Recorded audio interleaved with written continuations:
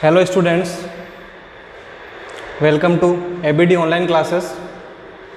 जैसा कि आपको पता है, कल अपन ने साइंस का लेक्चर शुरू कर दिया था और पार्ट 1 में कार्बन एंड इट्स कंपाउंड्स देख रहे थे। अपन कार्बन की जनरल इंट्रोडक्शन देखी थी, एटम क्या होता है, एटम किससे बना हुआ होता है, ये सब देखे थे अपन ने। आज मैं वापस वहीं से थोड़ा रिकॉल करता हूँ कि कार्बन का एटॉमिक नंबर 6 था, उसकी वैलेंसी 4 थी, मतलब कार्बन इज टेट्रावैलेंट एटम। ठीक है, इसलिए कार्बन बॉन्ड भी कितने बनाएगा, 4 बॉन्ड। तो अपन वहीं से लिखना शुरू करते हैं, आप भी साथ साथ लिखिएगा। ठीक है, तो आज हेडिंग डालिएगा। कल इंट्रोडक्शन पार्ट था, आज पार्ट 2 पढ़ रहे हैं अपन बच्चों। पार्ट 2 किसका? कार्बन एंड इट्स कंपाउंड्स का। ठीक है, तो देखो कार्बन, वापस लिखता हूं मैं कार्बन के बारे में। तो कार्बन क्या था? Carbon is an element, non metal था बच्चों, नॉन मेटल।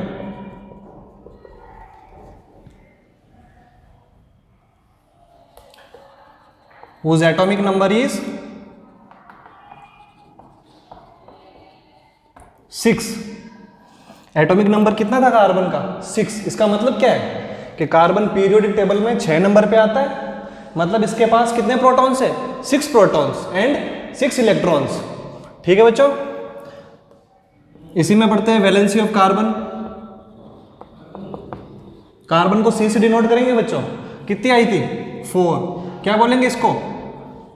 टेट्रावैलेंट। कार्बन क्या है? टेट्रावैलेंट एटम है। क्या है? Tetravalent atom. मतलब कितने बॉन्ड बनाएगा? 4 बॉन्ड बनाएगा बच्चों। ठीक है, जरूरी नहीं है कि 4 एटम के साथ बॉन्ड बनाए। एटम कितने भी हो सकते हैं, 2, 3, 4, लेकिन बॉन्ड 4 बनाएगा। ठीक है, अब देखो अपन ने बात की थी कि कुछ एटम्स तो इलेक्ट्रॉन शेयर करके स्टेबिलिटी ऑक्यूपाई करते हैं, कुछ एटम्स इलेक्ट्रॉन गेन करके, जैसे कि क्लोरीन इलेक्ट्रॉन गेन करके स्टेबिलिटी ऑक्यूपाई करते हैं। लेकिन कार्बन के पास वैलेंस शेल में 4 इलेक्ट्रॉन्स होने की वजह से ना तो इलेक्ट्रॉन डोनेट कर पाता है ना गेन कर पाता है। उसका रीजन लिखने वाले थे अपन आज। ठीक है, तो देखो नेक्स्ट लाइन लिख रहे हैं, carbon neither donates electrons nor gain electrons. मतलब क्या है इसका? कार्बन ना तो इलेक्ट्रॉन डोनेट करेगा ना इलेक्ट्रॉन एक्सेप्ट करेगा किसी अदर एटम से। ठीक है, वैसे ही इलेक्ट्रॉन डोनेट करने से और इलेक्ट्रॉन गेन करने से तो आयनिक कंपाउंड बनते हैं बच्चों।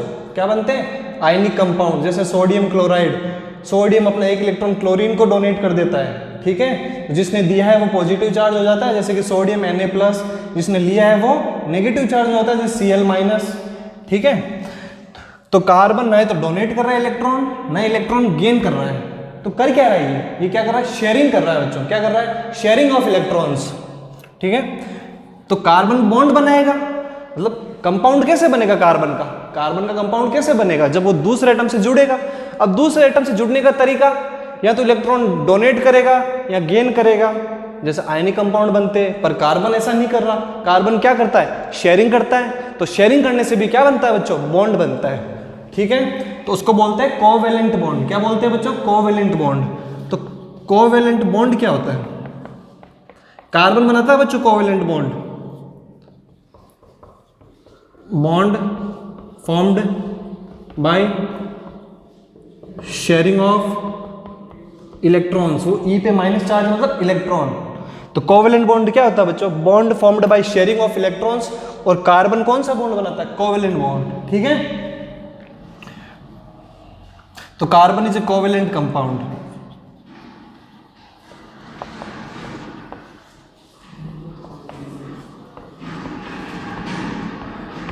तो यहां से ध्यान रखने की चीजें यही है, कार्बन एक नॉन मेटल है। क्या है? नॉन मेटल एलिमेंट है। उस एटॉमिक नंबर इज 6। इलेक्ट्रॉन्स भी कितने होंगे? 6। और प्रोटॉन्स भी कितने होंगे? 6। वैलेंसी कितनी है बच्चों? 4। अपन ने कल के लेक्चर में देखी थी वैलेंसी कैसे निकालते हैं। ठीक है, कार्बन अपने इलेक्ट्रॉन ना तो डोनेट करता है ना ही अपने इलेक्ट्रॉन गेन करता है किसी दूसरे से। तो क्या करता है? शेयरिंग करता है। क्या करता है? कार्बन क्या करता है? Sharing of electrons. और शेयरिंग ऑफ इलेक्ट्रॉन से जो बॉन्ड बनता है उसको बच्चों क्या बोलते हैं? Covalent bond. ठीक है, तो ये जनरल इंफॉर्मेशन थी। कार्बन हालांकि नॉन मेटल है, इसलिए बैड कंडक्टर ऑफ इलेक्ट्रिसिटी है। इलेक्ट्रिसिटी जनरेट नहीं करता, या कार्बन से इलेक्ट्रिसिटी पास नहीं हो सकती।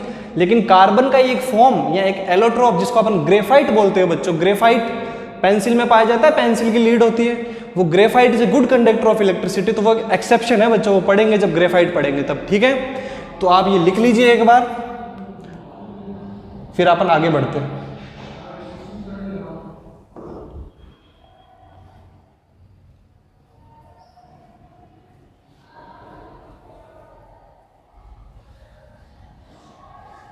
रफ कर देता हूं।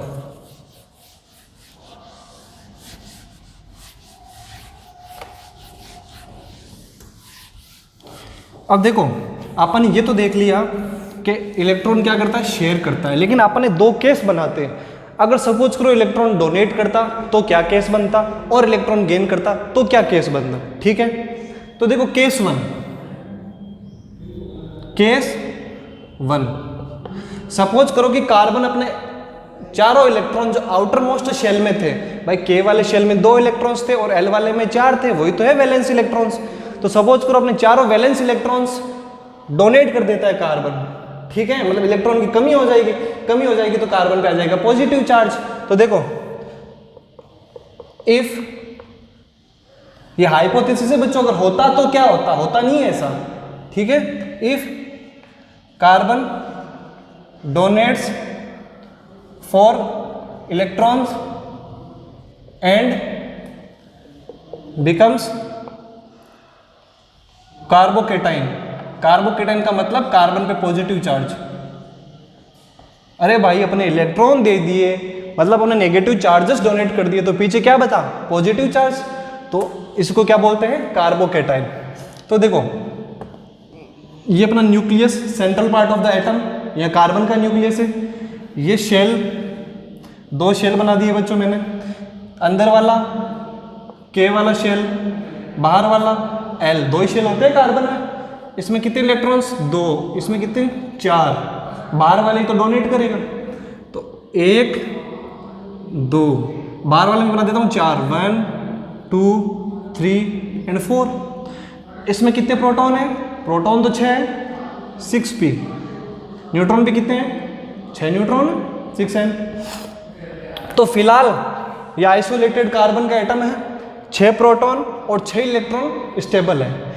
अब बॉन्ड बनाने के लिए क्या करेगा, सपोज करो ये 4 इलेक्ट्रॉन डोनेट कर देता है बाहर वाले, तो पीछे कितने इलेक्ट्रॉन बच गए, बाहर वाले 4 चले गए तो सिर्फ 2 इलेक्ट्रॉन बचे, अगर 4 चले जाएंगे तो कितने बचेंगे, 2 इलेक्ट्रॉन बचे, 2 बच्चों, और प्रोटॉन कितने बचे, 6। आपको पता है एटम में जैसे ये बीच में न्यूक्लियस में होते हैं प्रोटॉन्स और शेल में रिवॉल्व करते हैं इलेक्ट्रॉन्स, तो इनके बीच में फोर्स ऑफ अट्रैक्शन होती है बच्चों, क्या होती है, फोर्स ऑफ अट्रैक्शन। तो वो फोर्स ऑफ अट्रैक्शन बैलेंस नहीं रहेगी बच्चों, इलेक्ट्रॉन बचे कितने, 2, प्रोटॉन रह गए 6 प्रोटॉन 2 इलेक्ट्रॉन को होल्ड करके रखते हैं, तो ऐसा पॉसिबल नहीं है बच्चों, क्या नहीं है, पॉसिबल नहीं है, इसलिए कंडीशन नहीं हो पाती। तो इसमें अपन लिखेंगे it is difficult to hold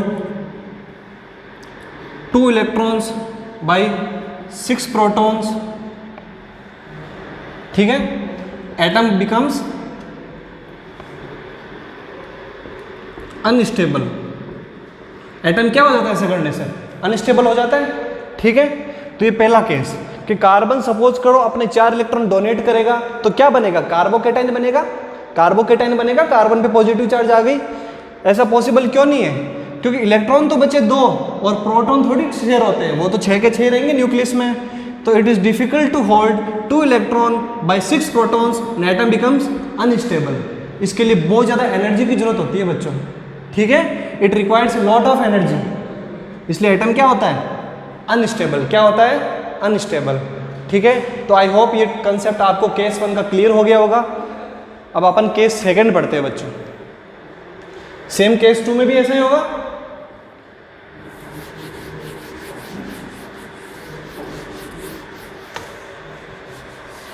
देखो बच्चों, केस 2,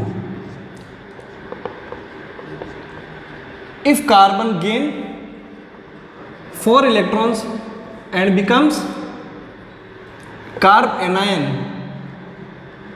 कार्बन का मतलब कार्बन पे नेगेटिव चार्ज, वापस वही, पहले इलेक्ट्रॉन कितने थे 6, ऐसे थे ना, अंदर वाले शेल में 2, बाहर वाले में 4। प्रोटॉन कितने 6, ये तो फिक्स है, ये तो डोनेट कर नहीं सकते, ठीक है। अगर मैंने इससे बना दिया ये कार्बोकैटाइन, अब क्या हुआ, सॉरी कार्बो एनाइन, अब ये 4 इलेक्ट्रॉन गेन करके स्टेबल होना चाहेगा भाई। आउटर मोस्ट शेल में 8 इलेक्ट्रॉन होंगे तो स्टेबल हो जाएगा। सपोज करो इसने गेन किए क्या किए, गेन कितने इलेक्ट्रॉन 4, तो ये 2 और 8 हो जाएगा ना 2,8। तो अभी 6 है, 4 गेन किए तो अब इलेक्ट्रॉन कितने हो जाएंगे 10, और प्रोटॉन कितने हैं वो के वही। डिफरेंस देखो बच्चों कितने का डिफरेंस आ रहा है।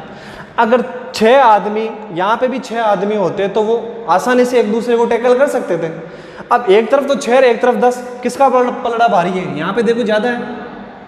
6-7 होता तो भी चलता, चलो 6-8 होता तो भी चलता, ठीक है। तो अब देखो डिफरेंस देखो इलेक्ट्रॉन्स का कितना है, इलेक्ट्रॉन 4 ज़्यादा है और प्रोटॉन वो के वही 6, तो एनर्जी बहुत ज़्यादा चाहिए इसको बैलेंस करने के लिए, जो कि पॉसिबल नहीं है, ठीक है। तो ये भी क्या हो जाएगा, not possible, atom becomes unstable, ठीक है। तो इसमें लिखेंगे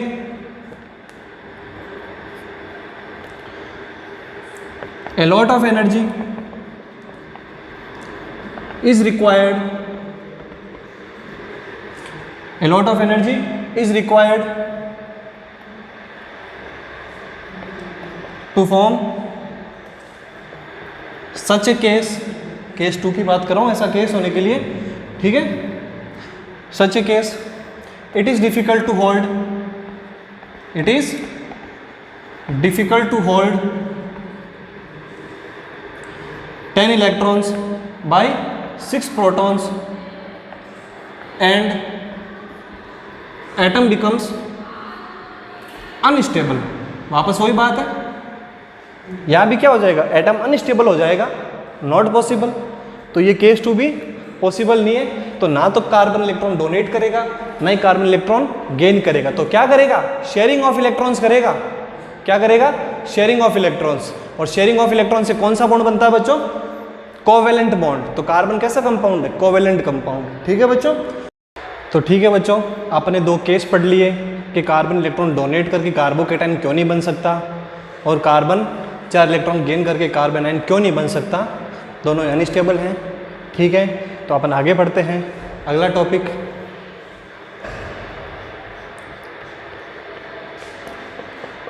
इलेक्ट्रॉन डॉट स्ट्रक्चर्स। ये क्या होता है बच्चों, देखो बच्चों, अपन को कोई भी मॉलिक्यूल है उसका स्ट्रक्चर बनाना है इलेक्ट्रॉन को शो करते हुए, वही क्या होता है, electron dot structures. For example देखना बच्चों, सीधे पूछे जाते हैं, हाइड्रोजन गैस है, हाइड्रोजन मॉलिक्यूल है, इसका इलेक्ट्रॉन डॉट स्ट्रक्चर में ड्रॉ करूंगा। आपको पता है ये हाइड्रोजन अपना एक एटम है, हाइड्रोजन का एटॉमिक नंबर 1 है, इसके पास अपना 1 इलेक्ट्रॉन है। तो मैं 1 इलेक्ट्रॉन शो कर देता हूँ। इलेक्ट्रॉन को डॉट से भी शो कर सकते हो और ऐसे हल्के से क्रॉस से भी शो कर सकते हो, ठीक है। दूसरा हाइड्रोजन एटम, इसके पास ये अपना 1 इलेक्ट्रॉन क्या है, इसको स्टेबल होने के लिए आउटर मोस्ट शेल, इसका तो एक ही शेल है के वाला, 2 चाहिए, 8 तो वैसे भी कर नहीं सकता ये, तो 2 चाहिए, तो ये 1 किसी से गेन करेगा। अब यहाँ हाइड्रोजन है दूसरा एटम, हाइड्रोजन थोड़ी ना इसको अपना 1 इलेक्ट्रॉन दे देगा, हाइड्रोजन 0 इलेक्ट्रॉन थोड़ी हो जाएगा फिर। तो क्या करेंगे, ये बोल रहा है मुझे भी 1 की जरूरत है, तुझे भी 1 की जरूरत है, बाय बाय दोनों स्टेबल। तो ये क्या करते हैं, शेयरिंग करते हैं। क्या करते हैं, शेयरिंग करते हैं। अब इसके पास टोटल इलेक्ट्रॉन्स कितने हो गए, 1 तो खुद का और 1 शेयर किया जिससे बॉन्ड बना है, दूसरा इसका शेयर कर लिया। तो इसके पास भी टोटल 2, इसके पास भी टोटल 2, 1 तो खुद का था ही और 1 क्या कर लिया, शेयर कर लिया।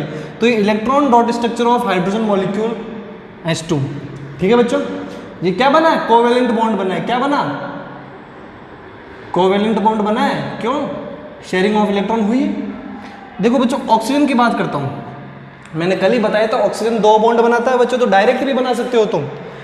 लेकिन देखो ऑक्सीजन की वैलेंसी कितनी है, 2, वैलेंसी 2 है ना। देखो ऑक्सीजन के पास टोटल इलेक्ट्रॉन्स कितने हैं, टोटल इलेक्ट्रॉन्स कितने हैं, 8, क्योंकि 8 नंबर पे आता है, ठीक है बच्चों।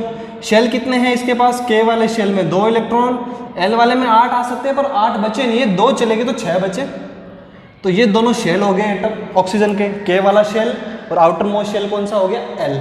एल में कितने इलेक्ट्रॉन है बच्चों, 6। तो या तो 6 डोनेट करेगा दूसरे ऑक्सीजन को, और या फिर 2 गेन करेगा 8 होने के लिए। तो ज़्यादा इजी कौन सा है, 6 देना या 2 एक्सेप्ट करना, 2 एक्सेप्ट करना। तो ये 2 इलेक्ट्रॉन एक्सेप्ट करेगा, एक्सेप्ट मतलब 2 दूसरे से शेयर करेगा, तो हो जाएंगे ना 8। वैसे ही दूसरे ऑक्सीजन के साथ होगा, उसके पास भी 2 और 6, 2 इससे शेयर कर लेगा, तो दोनों का काम हो जाएगा। तो जितने इलेक्ट्रॉन शेयरिंग हुई है वही तो वैलेंसी होती है। कितने इलेक्ट्रॉन की जरूरत है इसको 8 करने के लिए, 2 की। इसका मतलब ऑक्सीजन की वैलेंसी कितनी, 2। तो ऑक्सीजन बॉन्ड भी कितने बनाएगा, 2। देखो तो ऑक्सीजन कैसे बनेगा, एक ऑक्सीजन डबल बॉन्ड, दूसरा ऑक्सीजन। एक बॉन्ड में बच्चों 2 इलेक्ट्रॉन्स होते हैं, ये बना दो, या बाद में बनाना चाहो तो बाद में भी बना सकते हो। पहले ऐसे बना लो कि ऑक्सीजन के पास आउटर मोस्ट शेल में कितने इलेक्ट्रॉन्स होते हैं, 6। तुम 6 बनाओ, 1 2 3 4, और ये बना चुका हूँ मैं ऑलरेडी 5 और 6, 5 और 6। उसके पास भी 6, 1 2 3 4 5 6। इसको 2 चाहिए, इसको भी 2 चाहिए, तो ये इस वाले 2 ये शेयर कर लेगा, इस वाले 2 वो शेयर कर लेगा, तो ये बन गया ऑक्सीजन। ठीक है बच्चों, अब गिन लो 8 हो गए क्या, 1 2 3 4 5 6, 6 खुद के, 7 और 8। इस ऑक्सीजन के इलेक्ट्रॉन्स 8, उसके गिनो 1 2 3 4 5 6, और ये 7 और 8। तो ये कैसे बनेगा, ये पूरा इस ऑक्सीजन का 8, वो पूरा 8। इसका मतलब ये चारों इलेक्ट्रॉन कॉमन रीजन में आ रहे हैं बच्चों, क्या आ रहे हैं, कॉमन रीजन है, ये पूरा क्या है, कॉमन रीजन है। तो आप ऐसे भी बना सकते हो स्ट्रक्चर को। ठीक है, एक एग्जांपल और देखते हैं नाइट्रोजन का। देखो नाइट्रोजन कितने नंबर पे आता है, 7 नंबर पे। कितने नंबर पे आता है, 7 नंबर पे।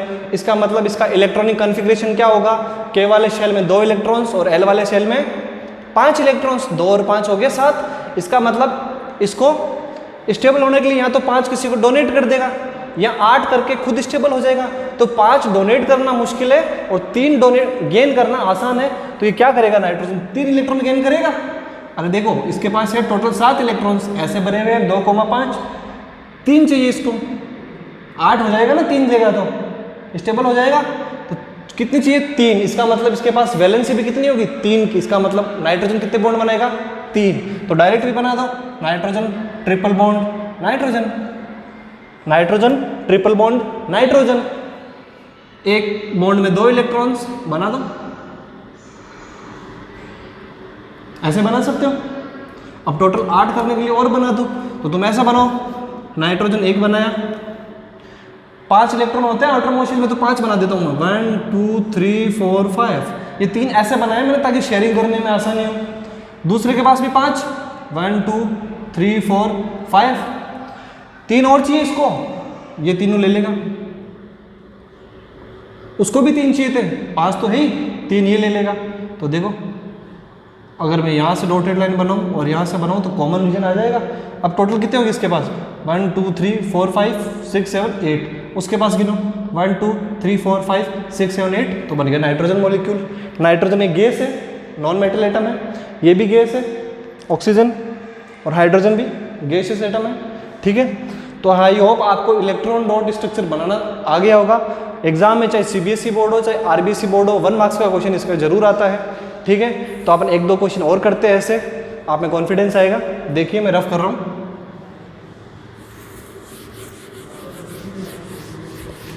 ये शेयरिंग से जो बॉन्ड बन रहे हैं ना बच्चों, ये कोवेलेंट बॉन्ड। ये देखो CH4 कार्बन और हाइड्रोजन से मिलके बनने वाला एक मॉलिक्यूल है, इसका नाम है बच्चों मीथेन। क्या नाम है, मीथेन गैस होती है ये, मीथेन गैस।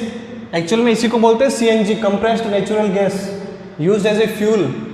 ठीक है, कार्बन के कंपाउंड्स को जब आप बर्न करोगे तो लॉट ऑफ एनर्जी रिलीज होगी, इसलिए कार्बन के कंपाउंड को एज ए फ्यूल भी यूज करते आगे पढ़ेंगे। ठीक है, तो कार्बन एक, हाइड्रोजन कितने 4, तो कार्बन एक सेंट्रल एटम कार्बन, चारों तरफ 4 हाइड्रोजन बना दो, 1 2 3 4। आपको पता है हाइड्रोजन एक ही बॉन्ड बनाता है क्योंकि उसके पास एक ही इलेक्ट्रॉन था, तो वो एक ही शेयर कर पाएगा, वैलेंसी भी एक। तो मैं डायरेक्ट भी तो बना सकता हूँ CH4, एक लाइन यहाँ, एक यहाँ, एक यहाँ।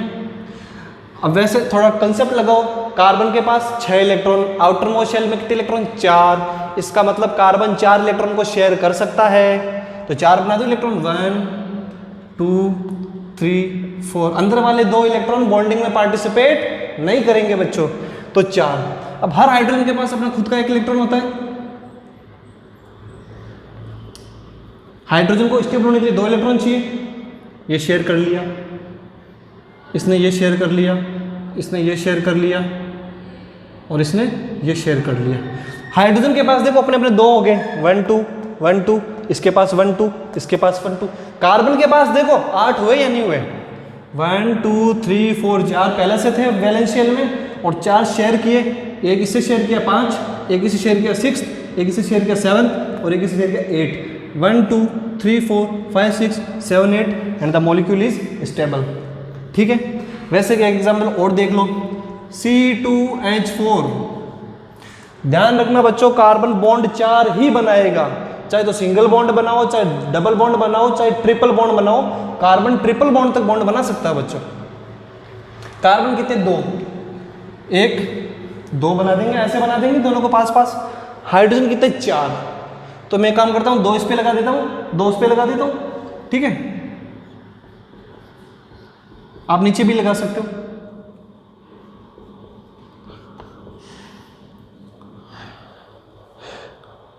दो हाइड्रोजन इसके साथ, 2 उसके साथ, चारों इसके साथ नहीं बना सकते बच्चों, क्योंकि कार्बन और कार्बन को भी आपस में जोड़ना है। जोड़ दो।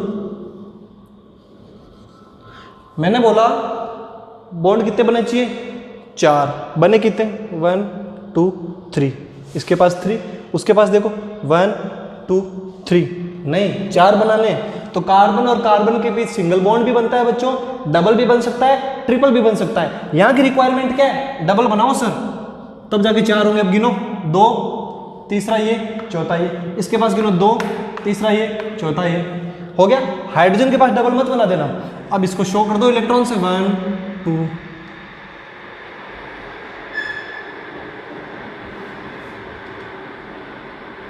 हर हाइड्रोजन के पास अपने 2 इलेक्ट्रॉन से देखो, एक था, एक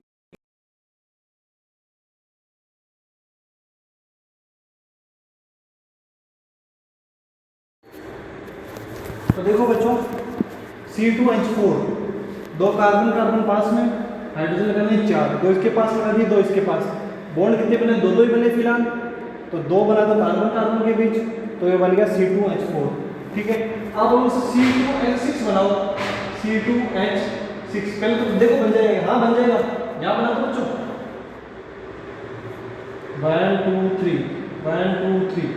ये hydrogen hydrogen hydrogen hydrogen hydrogen hydrogen. ठीक है, देखो इस कार्बन के पास 3 बना दो, उस कार्बन के पास 3 बना दो, 6 हो गए। कार्बन कितने, 2, हाँ 2 ये। देखो कार्बन 4 बॉन्ड बना रहा है कि हाँ, 3 हाइड्रोजन के साथ और एक दूसरे कार्बन के साथ। ये वाला भी 3 हाइड्रोजन के साथ और दूसरे कार्बन के साथ, और जहाँ जहाँ है वहाँ डॉट लगा दो बॉन्ड की जगह, फिर देख लो सेटिस्फाई हो रहा है नहीं हो रहा 8 वाला सिस्टम। हाइड्रोजन तो दिख ही रहा है ना, इसके पास भी 2, ये भी 2, ये भी 2, 2 2 2 सेटिस्फाइड है। कार्बन के पास देखो 1 2 3 4 तो खुद के थे, 4 शेयर किए, एक इस हाइड्रोजन से शेयर किया, एक इस हाइड्रोजन से शेयर किया, एक इस हाइड्रोजन से शेयर किया, और चौथा इस कार्बन से शेयर किया। कार्बन से भी शेयर कर रहा है यहाँ पे, तो ये वाला कार्बन 3 इलेक्ट्रॉन तो हाइड्रोजन से शेयर कर रहा है, और एक इलेक्ट्रॉन दूसरे कार्बन से शेयर कर रहा है, नाइट्रोजन कार्बन से। वैसे ये करेगा, ये कार्बन 3 इलेक्ट्रॉन तो हाइड्रोजन से शेयर कर रहा है, और चौथा इलेक्ट्रॉन दूसरे वाले कार्बन से शेयर कर रहा है। तो आई होप आपको समझ में आ गया होगा, C2H4 और C2H6 दोनों ये कार्बन का कंपाउंड है, ये भी कार्बन का कंपाउंड है। कार्बन कार्बन आपस में जुड़ के लंबी चेन के कंपाउंड बनाते हैं, आगे पढ़ेंगे। ठीक है, तो आप एक बार लिख लीजिए, रख कर दूं। 1 नंबर का क्वेश्चन आता है बच्चों यहाँ से, draw the electron dot structure of, कुछ भी पूछ लेगा, इनसे बाहर भी नहीं पूछेगा। ठीक है, आगे बढ़ते हैं अपन। नेक्स्ट हेडिंग है allotropes of carbon. Allotropes of carbon मतलब कार्बन के ही दूसरे फॉर्म, कार्बन के ही दूसरे फॉर्म। ठीक है बच्चों, तो पहला पढ़ते हैं अपने बच्चों, 3 एलोट्रॉप्स पढ़ेंगे अपन। कौन कौन से? पहला ग्रेफाइट, दूसरा डायमंड और तीसरा fullerene. Graphite, diamond and fullerene 3 allotropes होते हैं कार्बन के। ठीक है, ग्रेफाइट और डायमंड मोस्ट इंपोर्टेंट है, आपको पूछ लिए जाते हैं। ठीक है, तो देखो ग्रेफाइट क्या होता है बच्चों, पेंसिल की लीड देखी है आपने, पेंसिल की लीड, उसमें वो ब्लैकिश कलर की लीड होती है पूरी, वो एक्चुअली में पूरा का पूरा प्योर कार्बन है बच्चों। ठीक है, उसका अरेंजमेंट के हिसाब से अपन उसको नाम दे दिया ग्रेफाइट। क्या नाम दे दिया? ग्रेफाइट। तो पहला इलेक्ट्रॉन क्या है कार्बन का? ग्रेफाइट। कार्बन खुद नॉन मेटल है, बैड कंडक्टर ऑफ इलेक्ट्रिसिटी है, लेकिन कार्बन का एक एलोट्रॉप जिसका नाम ग्रेफाइट है, ये क्या है? गुड कंडक्टर ऑफ इलेक्ट्रिसिटी है बच्चों, ध्यान रखना, गुड कंडक्टर ऑफ इलेक्ट्रिसिटी। अब इलेक्ट्रिसिटी क्यों प्रोड्यूस होती है? Due to free electrons. अरे इलेक्ट्रॉन्स के मूवमेंट की वजह से तो इलेक्ट्रिसिटी प्रोड्यूस होती है, चार्ज के मूवमेंट की वजह से। तो इसमें क्या होता है? फ्री इलेक्ट्रॉन्स पाए जाते हैं बच्चों। Good conductor of electricity due to presence of free electrons, due to presence of free electrons। अभी देखेंगे, देखो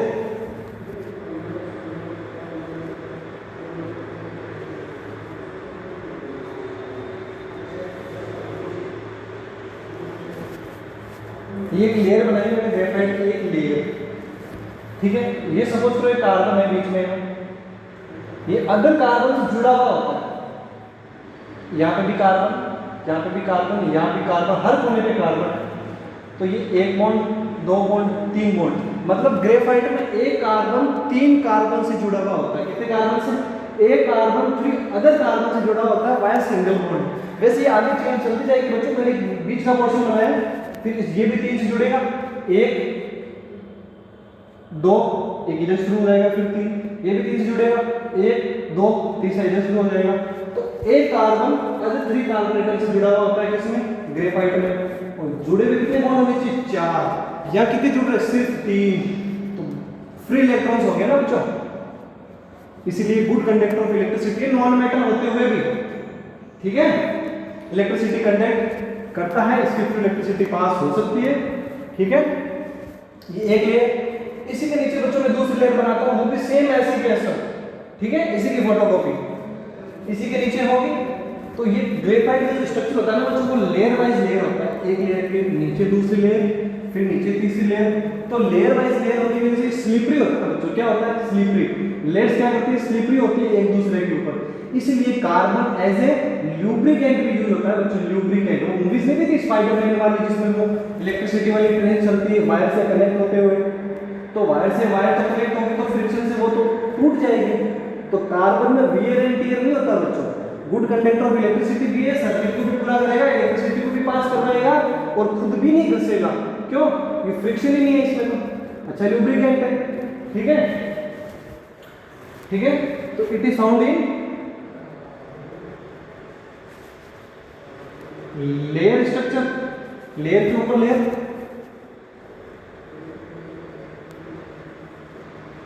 मतलब स्लिपरी होगा। So used as a lubricant, machine parts में यूज होगा एज ए ल्यूब्रिकेंट। कोई भी मोटर ले लो, मिक्सर ले लो, पंखा ले लो, उसमें सर्किट को पूरा करने के लास्ट में कार्बन के ब्रश लगे हुए होते हैं बच्चों। क्या लगे होते हैं? कार्बन ब्रश लगे हुए होते हैं। ठीक है, वो एज ए ल्यूब्रिकेंट काम करते हैं, मोटर के घूमने के साथ खुद भी नहीं घसते और इलेक्ट्रिसिटी भी प्रोड्यूस करवा देते हैं, सर्किट को कंप्लीट करवा देते हैं। तो graphite allotrope of carbon, pure carbon, formula मुझे सिर्फ C फॉर कार्बन। बहुत सारे कार्बन एटम जुड़ के क्या बनाते हैं? ग्रेफाइट बनाते हैं। ऐसे जुड़े हुए होते हैं कि एक कार्बन अदर 3 कार्बन एटम से जुड़ा हुआ होता है और लेयर बाय लेयर स्ट्रक्चर होता है बच्चों, जिसकी वजह से ये एज ए ल्यूब्रिकेंट यूज होता है। ठीक है, इसमें फ्रिक्शन नहीं होता। ठीक है, और 3 कार्बन से जुड़ा हुआ होता है, इसका मतलब इसमें फ्री इलेक्ट्रॉन्स है, तो ये गुड कंडक्टर ऑफ इलेक्ट्रिसिटी है। जहां दो जगह की कमी से मैंने एक ही स्ट्रक्चर बनाया, सेम ऐसा इसके नीचे बना सकते हो आप, फिर उसके नीचे। ठीक है, आप एनसीईआरटी की बुक को रेफर करना, उसमें डायग्राम बना रहता है, ऐसा कैसे बना रहा है। एक कार्बन मैं लिख देता हूं यहाँ पे, 1 carbon is attached to other 3 carbon atoms।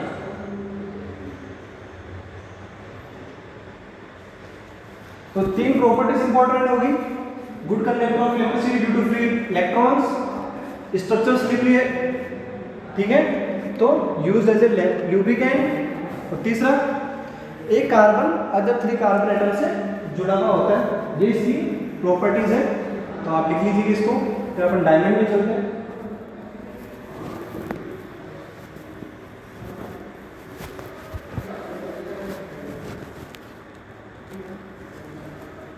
तीनों पॉइंट याद रखने आपको, 1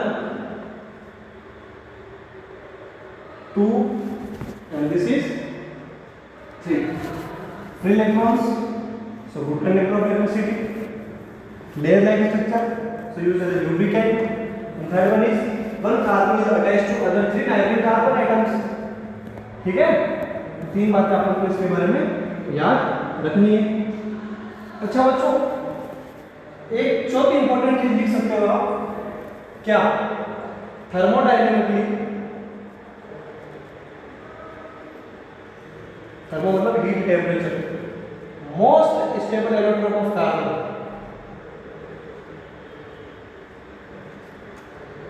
कार्बन का सबसे ज्यादा स्टेबल फॉर्म यही है। थर्मोडायनेमिकली देखेंगे मतलब इसको कितना भी टेम्परेचर दे दो, ठीक है, ये मेल्ट नहीं होगा एक पर्टिकुलर रेंज तक, ठीक है, डायमंड हो उसके कंपैरिजन में, कंपैरिजन में। तो थर्मोडायनेमिकली मोस्ट स्टेबल फॉर्म या most stable electron of carbon कौन है? ग्रेफाइट है बच्चों, ठीक है। तो मैं रफ कर देता हूं इनको। देखो डायमंड की बात करते हैं। दूसरा कौन है? डायमंड। डायमंड देखा हो बच्चों आपने, हीरा बनता कैसे है? कार्बन से बनता है।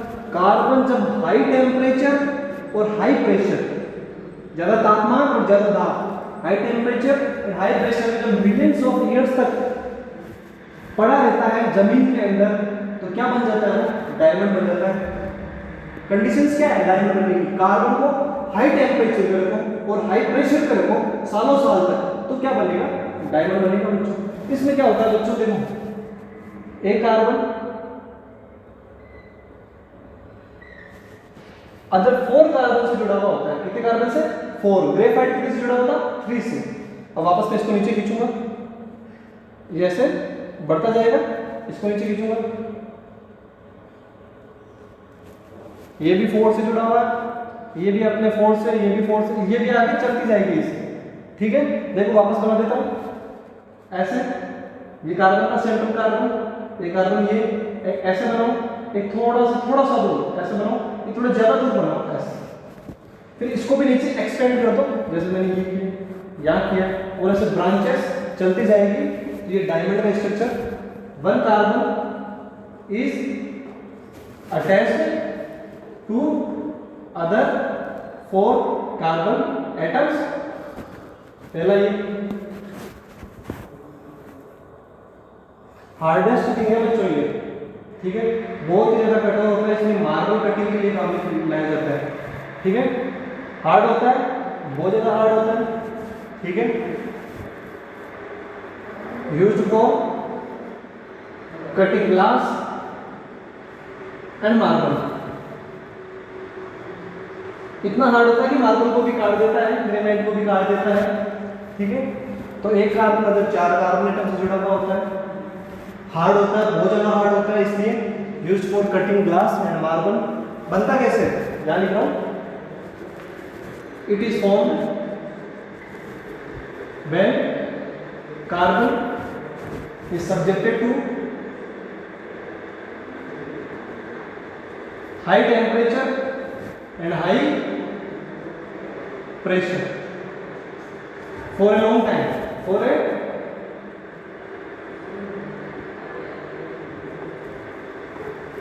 कार्बन को ही हाई टेम्परेचर और हाई प्रेशर पे रखोगे लंबे समय तक, तो आपको क्या मिलेगा? डायमंड। फॉर्मूला पूछे तो सिंपल C4 कार्बन वाला ही इसी का है। कार्बन ये उसका फॉर्म चेंज है, ठीक है। फिर 4 बातें याद रखनी है। एक कार्बन अदर 4 कार्बन एटम से जुड़ता है, hard in nature, so use for cutting glass and carbon. और फोर्थ वाला, it is formed when carbon is subjected to high temperature high pressure for a long time. तो ठीक है बच्चों, आज की क्लास में इतना ही। आज आपने क्या पढ़ा? आज आपने पढ़ा इलेक्ट्रॉन डॉट स्ट्रक्चर्स, ठीक है। उसमें आपने हाइड्रोजन का देखा, ऑक्सीजन का देखा, नाइट्रोजन का देखा, CH4 का देखा, C2H6 का देखा, C2H4 का देखा। उससे पहले आपने दो केस पढ़े थे कि कार्बन अगर 4 इलेक्ट्रॉन गेन करेगा तो क्या होगा और 4 इलेक्ट्रॉन डोनेट करेगा तो क्या होगा। फिर आपने कार्बन के इलेक्ट्रॉन्स पढ़े, दो आज आपने पढ़ लिए ग्रेफाइट और डायमंड, कल तीसरा पढ़ेंगे, ज़्यादा इंपॉर्टेंट दो ही थे, ग्रेफाइट और डायमंड। फिर आगे क्लास कंटिन्यू करेंगे। आज के लिए इतना ही, थैंक यू। जय हिंद, जय भारत।